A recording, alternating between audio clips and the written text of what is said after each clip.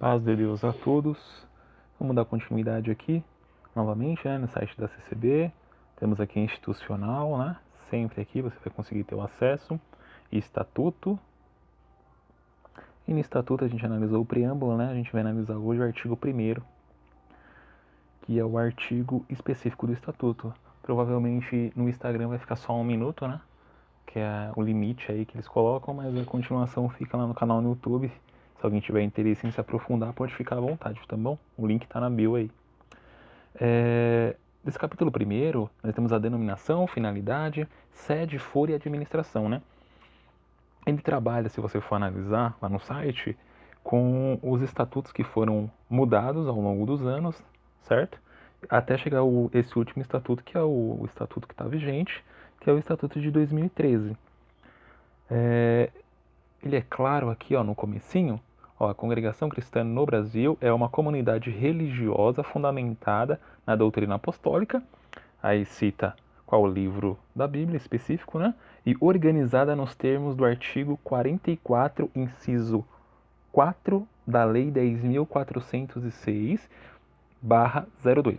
Essa lei aqui específica é o Código Civil Brasileiro.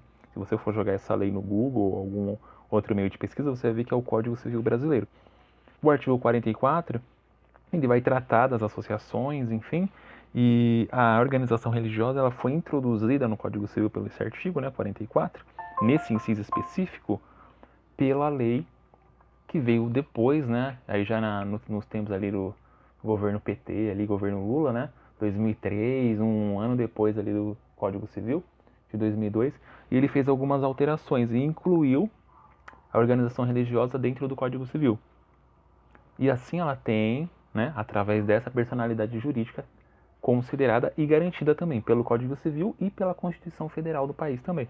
Ela não pode nem atentar contra a Constituição Federal, nem contra o Código Civil brasileiro. Se ela fizer isso, ela perde a personalidade jurídica. Então ela tem que respeitar. Ela pode até, muitas vezes, não aceitar alguma determinação legal, mas ela obrigatoriamente tem que respeitar. E aqui nós temos mais algumas solicitações. Fica importante se alguém quiser estudar sobre isso, tá?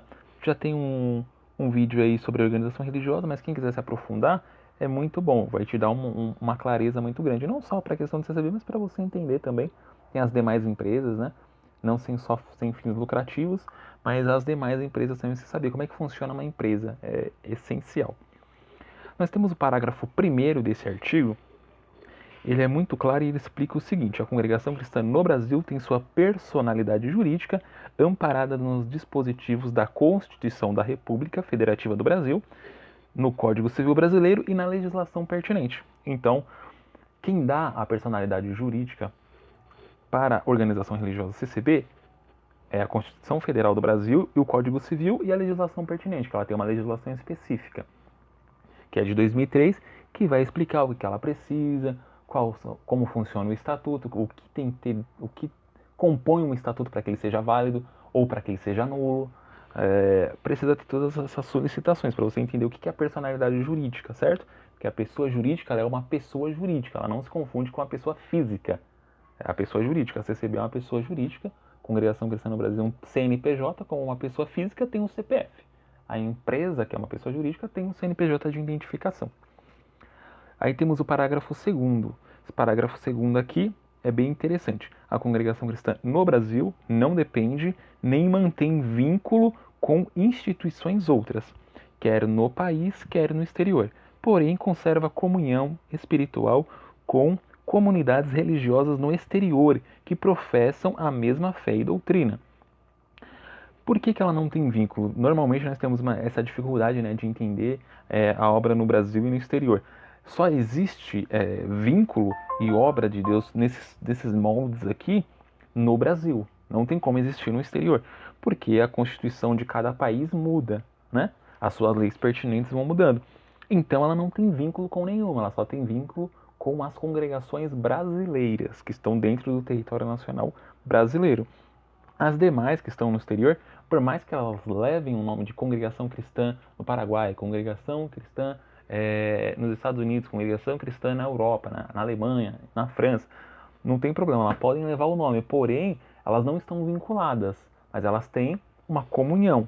certo? Elas não têm vínculo jurídico porque o vínculo de lá, a lei de lá é diferente daqui. Talvez as coisas lá possam ser aceitas na legislação específica, onde a nossa legislação não autoriza a legislação brasileira.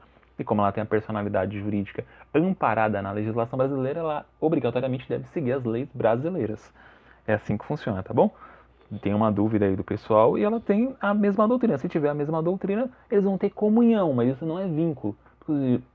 As pessoas não conseguem entender quando acontecem coisas no exterior. Por que os irmãos aqui do Brasil não tomam alguma atitude? Porque lá eles não têm nenhuma autoridade específica sobre lá. Tem autoridade de forma de no sistema moral, na moralidade, ok, pode até ser aceito, mas na questão jurídica legal não, porque lá é outro país, são outras leis, é um outro fundamento jurídico, é bem diferente.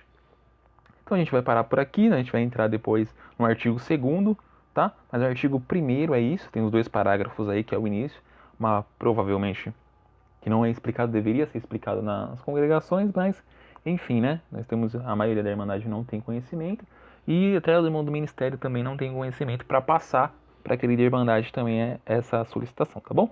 Então Deus abençoe a todos. Se ajudou um irmão, uma irmã, um moço, uma moça que tem alguma dúvida, já estamos aqui satisfeitos com Deus no nosso trabalho, tá bom? Deus abençoe, paz de Deus, amém.